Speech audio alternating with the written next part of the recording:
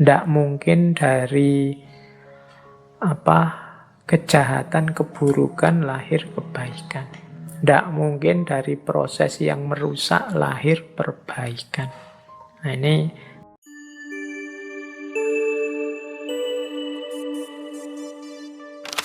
Assalamualaikum warahmatullahi wabarakatuh. Bismillahirrahmanirrahim. Alhamdulillahirabbil alamin.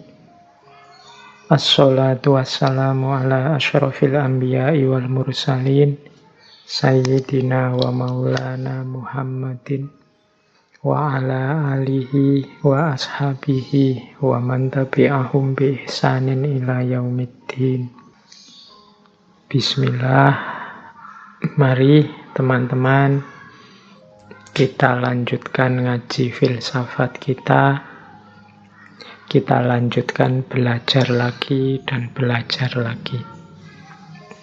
Semoga tidak ada rasa bosan, semoga disingkirkan semua rasa malas. Semoga Allah juga menganugerahkan kesehatan lahir dan batin pada kita. Semoga ngaji-ngaji filsafat, semoga ngaji apapun, aktivitas belajar yang seperti apapun, tidak kita tinggalkan. Ya, tidak perlu saya jelaskan sejauh mana pentingnya ilmu, seperti apa urgensi pengetahuan dalam kehidupan. Sudah bolak-balik di banyak sesi dijelaskan. Sekarang tinggal kita praktekkan. Hidup untuk ilmu. Insya Allah nanti kita akan mendapatkan ridhonya Allah melalui barokahnya ilmu. Amin. Baik, malam hari ini kita masih ada di sesi filsafat hidup. Minggu lalu kita belajar tentang cahaya. Malam hari ini kita berjalan ke barat. Kita melihat barat malam hari ini dalam wajah yang agak berbeda dengan barat yang mungkin teman-teman pahami selama ini. Sebagian besar kita memahami barat itu kan peradaban yang materialistik, peradaban saintifik yang fokusnya hanya pada kemajuan peradaban di level materi. Sebenarnya kalau kita gali secara dalam, kita tengok wacana-wacana yang berkembang di barat, tema-tema spiritual, tema-tema religius transenden itu di sana juga berkembang. Tokoh-tokohnya juga banyak. Meskipun mungkin tidak terlalu populer di kalangan kita. Yang saya tahu banyak juga motivator-motivator di kita itu memanfaatkan teori-teori gaya spiritual, pendekatan-pendekatan batin yang dikembangkan oleh beberapa tokoh barat. Nah, malam hari ini kita belajar salah satu teori yang populer sekali di barat, bahkan mungkin juga sudah nyampe ke banyak kalangan di kalangan kita. Yang teori ini ya sebenarnya dirumuskan dari berbagai tradisi agama, tradisi spiritual. Teori ini dikenal dengan nama The Law of Attraction. Jadi hukum tarik-menarik. Terjemahan literalnya begitu.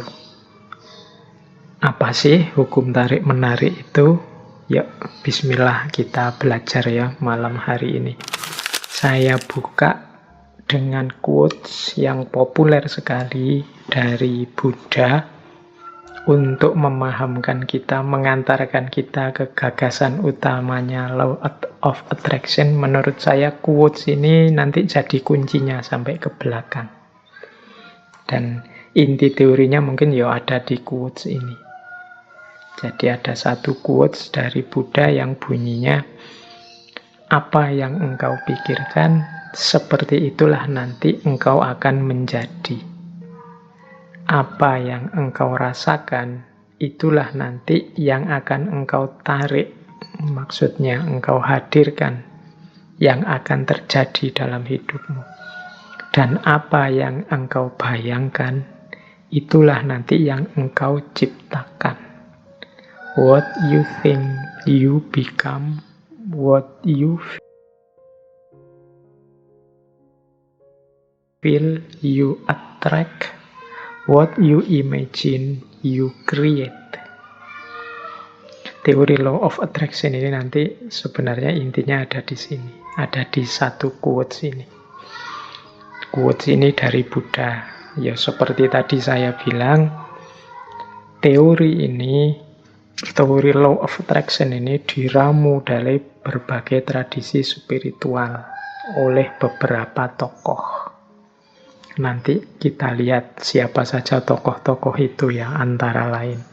Tapi inti teorinya tadi, bahwa bagaimana pikiran kita, apa yang ada di kepala kita dalam bentuk pikiran, itulah nanti yang akan kita wujudkan dalam kenyataan. Jadi inti teorinya itu. Ya kalau pikiran-pikiran kita positif, ya kita akan mengundang hal-hal yang positif dalam hidup kita. Tapi kalau pikiran-pikiran kita negatif, ya kita mengundang hal-hal yang negatif dalam hidup kita. Itu inti teori the law of attraction. Makanya kalau harus didefinisikan secara ringkas, the law of attraction itu hukum tarik-menarik. Jadi apa yang kita fokuskan dalam pikiran kita, itulah yang akan ditarik hadir dalam hidup kita. Kalau kita fokus pada hal-hal yang negatif saja, maka akan hadir peristiwa-peristiwa hal-hal yang negatif. Kalau yang positif juga akan hadir hal-hal peristiwa-peristiwa yang positif. Jadi untuk sementara itu dulu secara definisi. Nah, sekarang kita lihat kerangka-kerangkanya.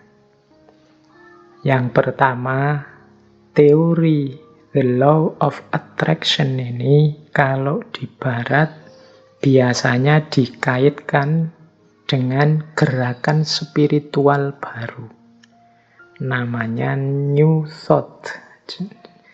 Jadi ada di barat itu di awal abad 19 gerakan-gerakan yang dikenal sebagai New Thought, gerakan spiritual baru. Yang isi gagasan-gagasannya secara umum mengambil dari banyak sekali tradisi-tradisi spiritual yang sudah dikenal. Baik spiritual barat, misalnya spiritual dari tradisi Yunani, atau spiritualitas timur dari Hindu, dari Buddha, atau dari agama-agama termasuk Islam, Kristen, dan lain sebagainya. Jadi gerakan yang fokus pada spiritualitas ini nanti dikenal sebagai New Thought. Ya meskipun tidak diambil sepenuhnya sebagai agama atau sebagai aliran tertentu, tapi biasanya dipilih dari agama-agama dan aliran-aliran spiritual itu bagian-bagian spiritualnya. Jadi gerakan ini namanya New Thought. Dulu kita pernah belajar misalnya teosofinya Blavatsky. Nah ini teosofinya Blavatsky itu sering juga disebut sebagai bagian dari New Thought ini. Ada pula yang menyebut cara berpikir spiritual ini sebagai New Age. New Age itu kalau diterjemahkan letterlek era baru. Jadi ya era baru bagi barat. Kalau di kita di timur mungkin ya sudah kenyang dengan konsep-konsep teori-teori spiritual. Sampai-sampai kita tidak pede. Kita itu kan sering menganggap kita itu tidak maju karena terlalu fokus hanya pada hal-hal yang spiritual saja. Tidak memperhatikan kemajuan peradaban di level materi dan fisik seperti di barat. Ini fenomenanya terus jadi unik. Banyak di antara kita yang kiblatnya ke barat, sementara orang baratnya sendiri banyak di antara mereka yang sekarang ingin berjalan menuju kita. Nanti bisa lucu kita mengulang peristiwa barat dengan fokus pada materi dan kenyataan yang positivistik, sementara nanti barat sebaliknya, mereka merindukan spiritual. Nanti hasilnya nanti bisa kebalik. Ya, saya contohkan mudah ya, beberapa kali saya lihat misalnya dalam pertunjukan wayang, gamelan, mungkin musik itu kan banyak beberapa person dari barat yang belajar dalang, belajar gamelan, belajar musik kita, cara hidup kita, dan macam-macam. Sementara kebalikannya, di kita juga banyak yang terpesona barat dan ingin niru banyak aspeknya dari barat. Oke. Nah, jadi the law of attraction itu konteksnya seperti itu. Berawal dari kerinduan spiritualitas barat, maka mereka menggali banyak sekali khazanah-khazanah spiritual, muncul aliran namanya New Thought. Atau kadang-kadang ada juga yang menyebut gaya ini adalah New Age. Tadi saya sebut tokohnya misalnya Helena Blavatsky. Atau nama lain yang sering disebut juga sebagai pelopornya New Thought ini Phineas Kimby atau Prentice Mulford, atau kalau khusus untuk The Law of Attraction ini mungkin teman-teman pernah mendengar misalnya nama Napoleon Hill, atau yang bukunya populer sekali di Indonesia judulnya The Secret, Rhonda Byrne. Ini penulis, jurnalis, produser televisi dari Australia yang aktif sekali, intensif sekali menyebarkan gagasan-gagasan The Law of Attraction ini, baik lewat acara-acara TV-nya maupun bukunya yang kalau di Indonesia jadi bestseller itu yang judulnya The Secret. Jadi itu kerangkanya itu. Ya, kalau dari sisi kerangka framework konsep atau aliran spiritualnya ya, ada yang menyebut The Law of Attraction ini campuran antara Hermetisme. Hermetisme ini aliran spiritual yang ada di Yunani kuno. Kemudian ada juga transendentalisme, konsep spiritual, agama-agama, konsep-konsep tokoh sufi kalau dalam Islam, tokoh-tokoh spiritual, Buddhisme, Hinduisme, dan lain sebagainya. Ini diramu, kemudian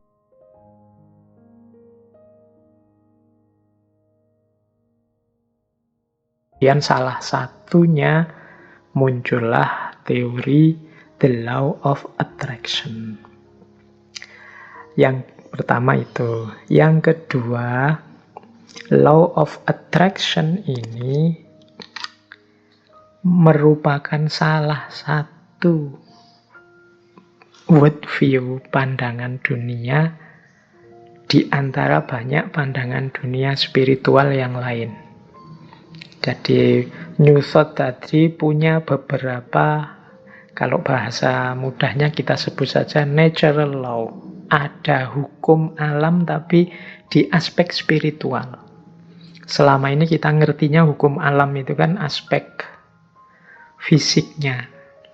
Jadi natural law itu bayangan kita selama ini sesuai teori yang kita pahami selama ini itu ya hukum alam yang eksakta, ya kayak matahari terbit dari timur, kemudian apalagi bulan mengelilingi matahari, dan macam-macam air, kalau direbus 100 derajat dia mendidih dan lain sebagainya, natural law yang eksak. Tapi ini hukum alam yang metafisik, bukan hukum alam yang fisik.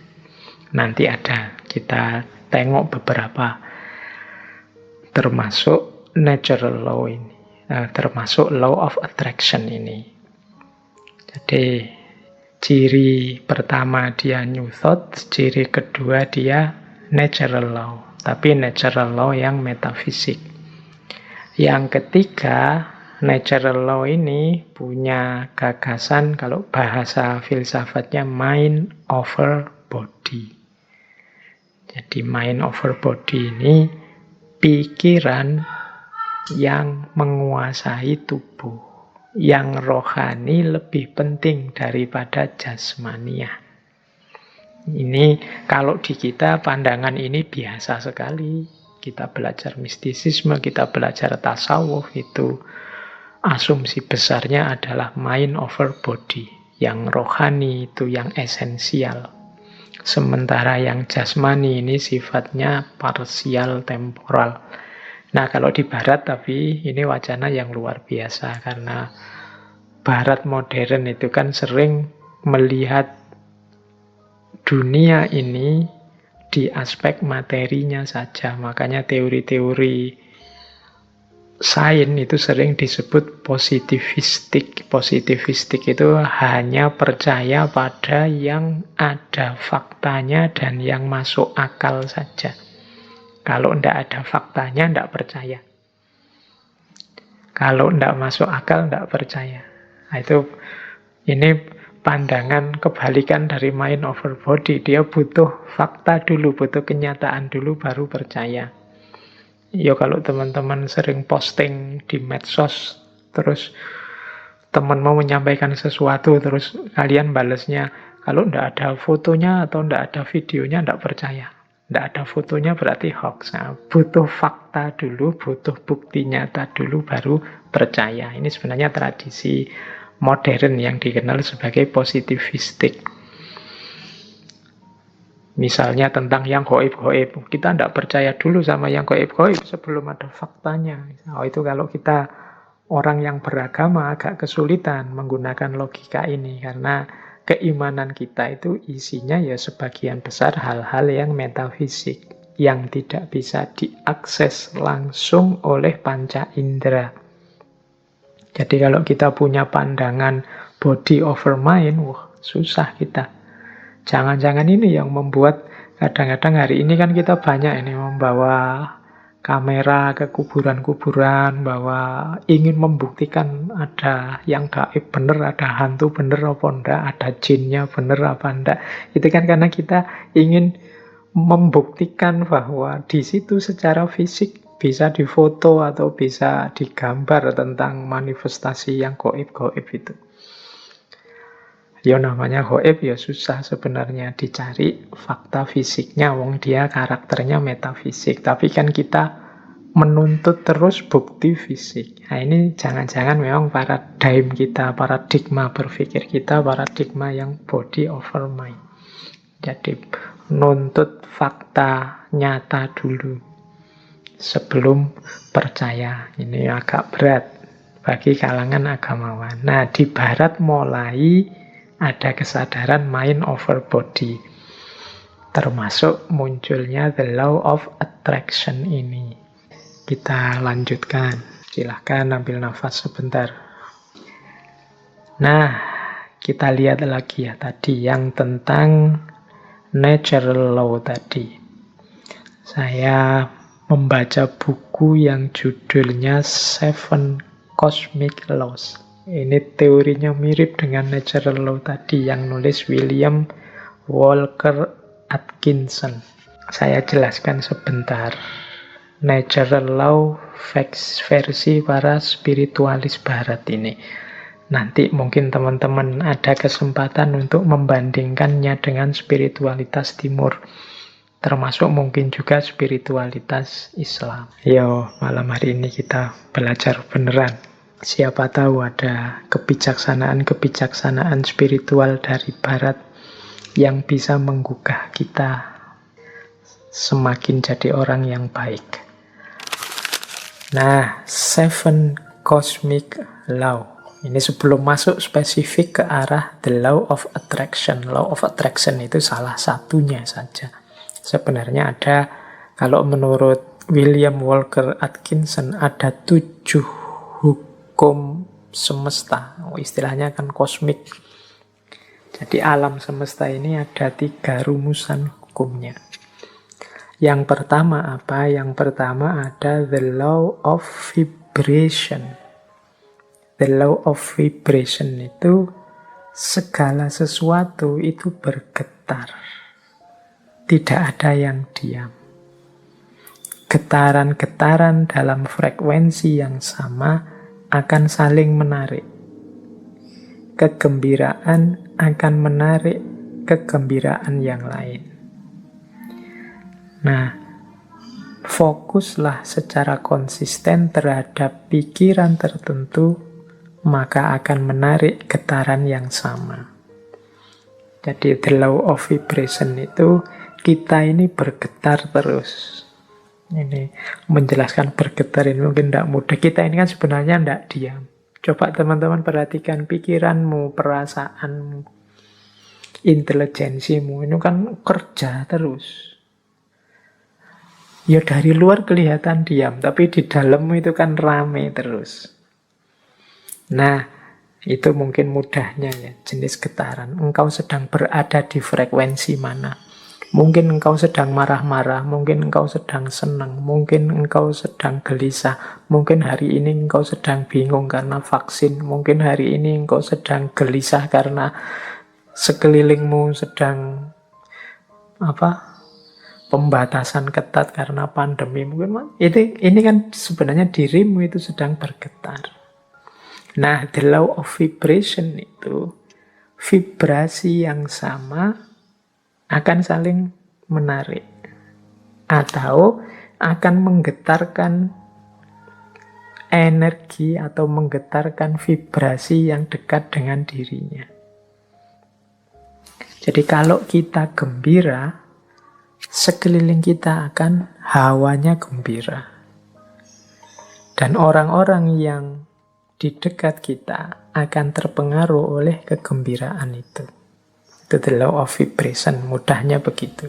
Jadi getaran kita itu mempengaruhi sekelilingnya. Apa yang ada dalam diri kita kalau kita gelisah atau murung, ini menggetarkan sekelilingmu dengan kegelisahan dan kemurungan. Ini namanya the law of vibration. Makanya kadang-kadang teman-teman kan bisa merasakan kalau misalnya punya teman akrab gitu. Temanmu sedang sedih, terus dekat denganmu. Dia pura-pura banyak ketawa, pura-pura ceria. Tapi getarannya bisa engkau tangkap. Itu the law of vibration. Jadi getaran yang ada dalam diri kita itu akan menarik frekuensi yang sama dari yang ada di sekeliling kita. Kalau teman-teman dekat dengan teman yang sedang sedih, sedang gelisah, sedang susah, sekali-sekali dia tampak nangis, itu kan kita ikut terus hanyut dalam situasi kesedihannya, ikut dalam kemurungannya. Nah, ini ilustrasi mudah. Kalau teman-teman dekat dengan teman yang sedang senangnya luar biasa, cerianya luar biasa karena tujuannya tercapai gembira, itu kita dekat dia juga ikut gembira. Jadi getaran yang ada dalam diri orang lain bisa mempengaruhi getaran yang ada dalam diri kita. Demikian pula sebaliknya. Jadi kegembiraan akan mendatangkan kegembiraan. Kesedihan juga akan mendatangkan kesedihan. Ini the law of vibration namanya.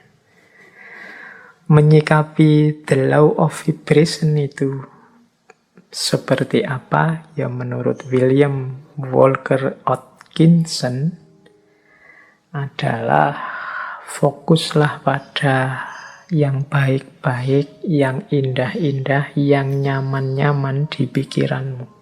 Apa yang engkau inginkan, fokuskan ke situ pikiranmu terus.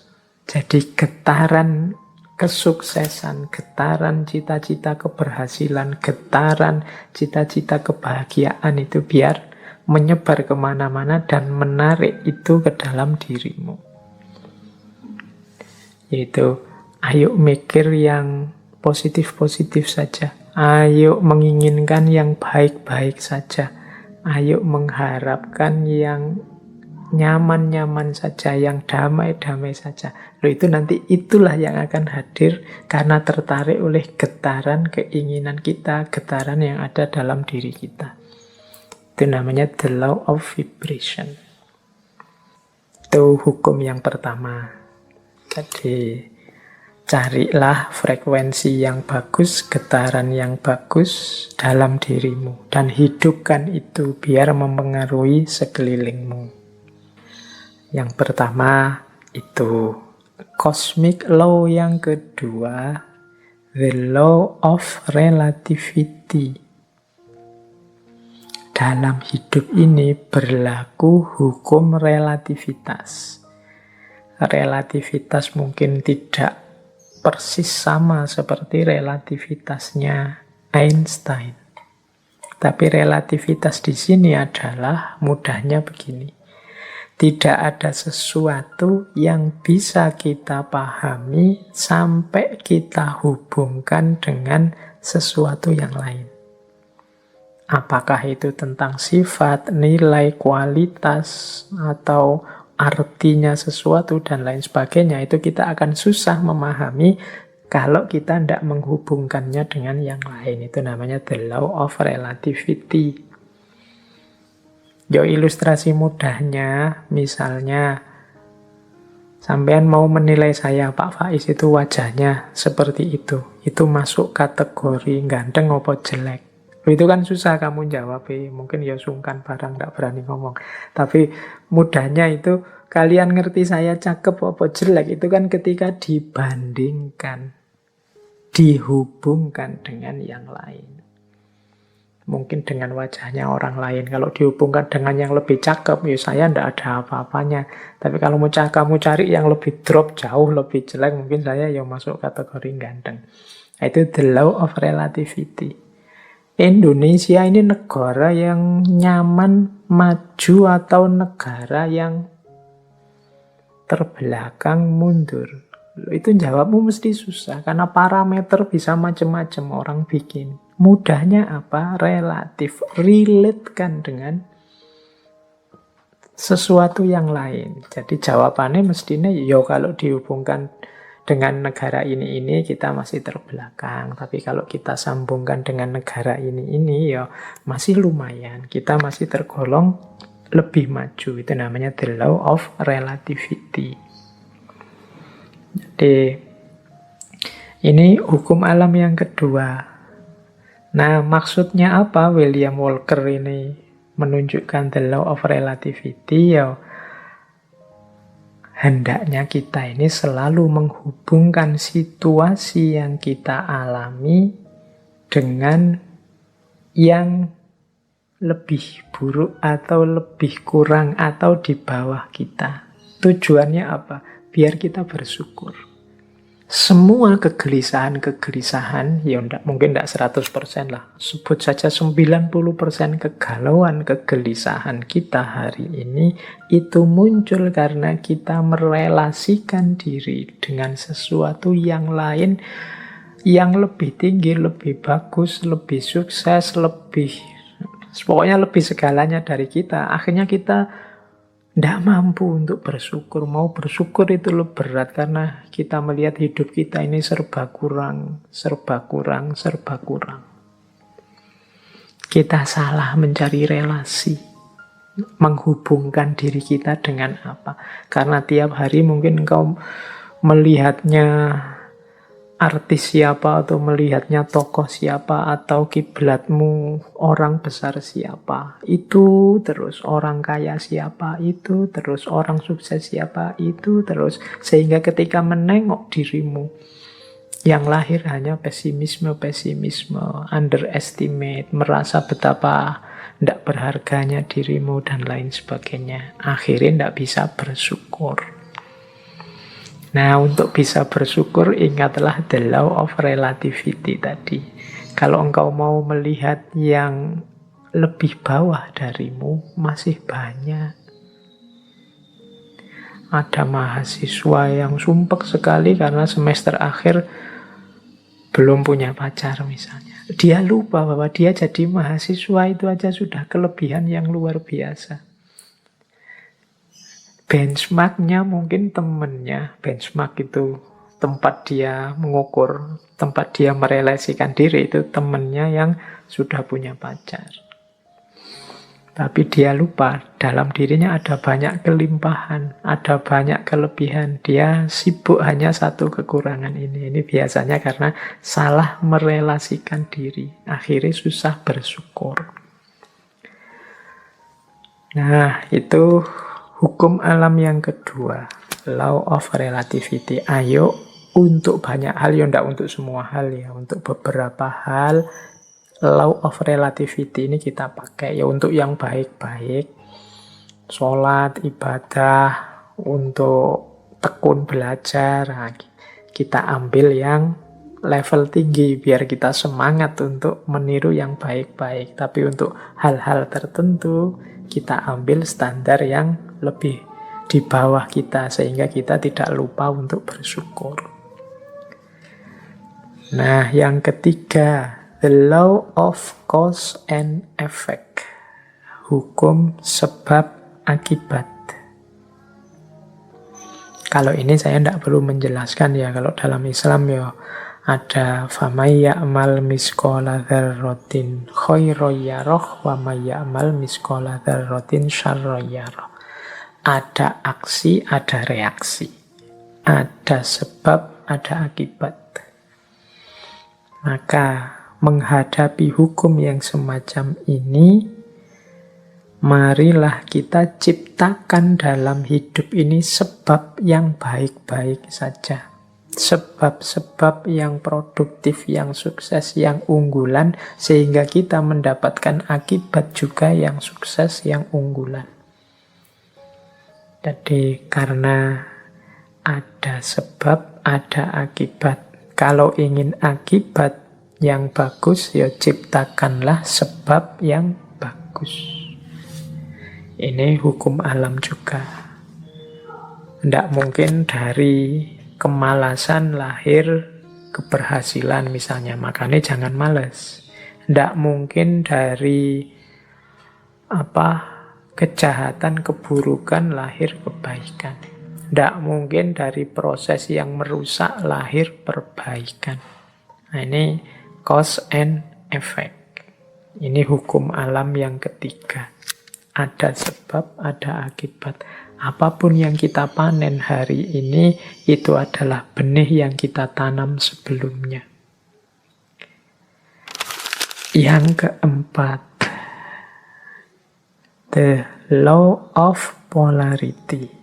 Law of polarity ini, segala sesuatu dalam hidup ini ada pasangannya.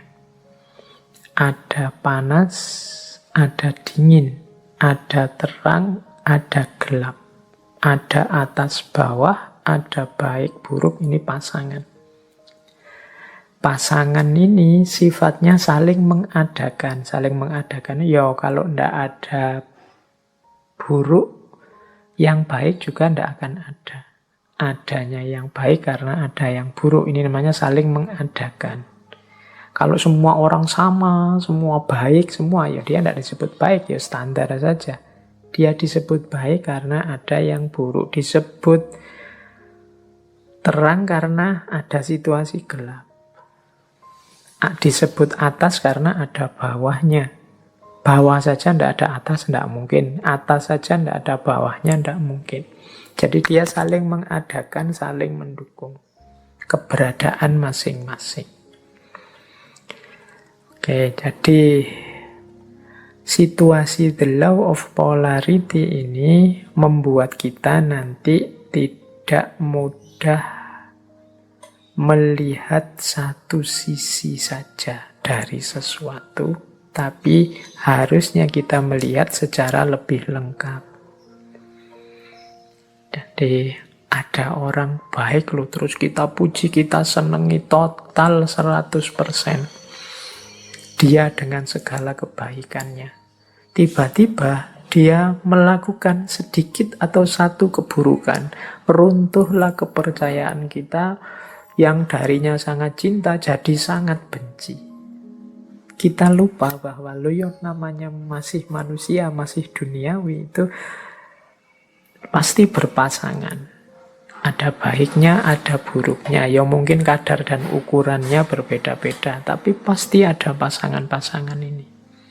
Kita sering tidak siap menerima situasi yang kebalikan dari kenikmatan, kenyamanan yang kita rasakan hari ini. Padahal itu ya berpasangan. Ada enak, ada ndak enak. Di balik kenikmatan, di sisi sana ada ketidaknikmatan. Itu selalu ada. Minggu depan insya Allah kita perdalam the law of polarity ini di falsafah hidup yin yang. Tapi the law of polarity ini juga salah satu dari 7 cosmic law. Salah satu hukum semesta. Baik, nanti kita lanjutkan kalau yang keempat ini ya. Yang kelima, the law of rhythm. The law of rhythm ini, hidup ini mengalami siklusnya masing-masing. Hidup ini ada perputarannya. Siang, malam, kelahiran, kematian, kemunculan, kepergian, dan lain sebagainya. Namanya ritme, iramanya hidup. Nah, segalanya ada awalnya, ada akhirnya. Ini the law of rhythm. Beberapa kali saya ceritakan kan ada kisah sufi, seorang sufi yang punya jargon, ini pun akan berlalu. Mengalami apapun, apakah itu kesenangan, apakah itu kesedihan, pada saatnya juga akan berlalu. Seberat apapun, seperti apapun. Termasuk pandemi ini. Dia ada awal kehadirannya, pasti nanti ada akhir kepergiannya. Itu the law of rhythm.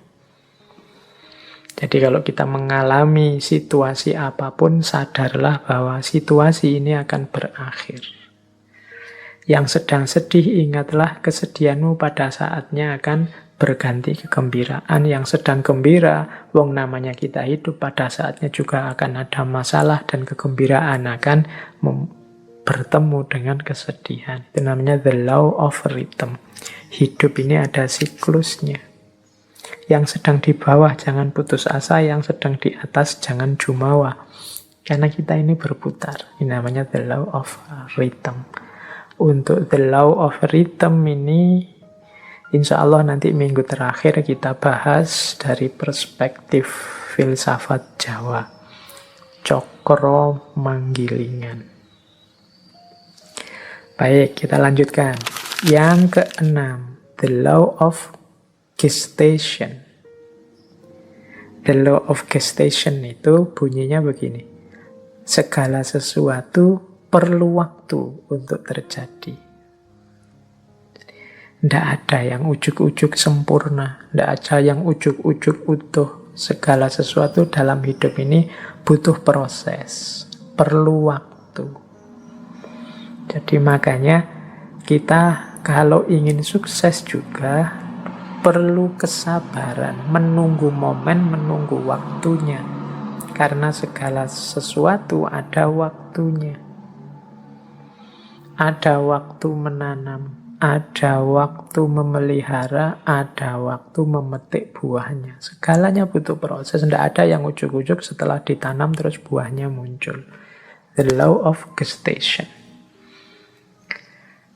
Dan yang ketujuh, yang terakhir dari 7 cosmic law adalah the law of transmutation. Segala sesuatu berubah. Jadi segala sesuatu, karena hidup ini di dunia pastinya dinamis. Segalanya berubah.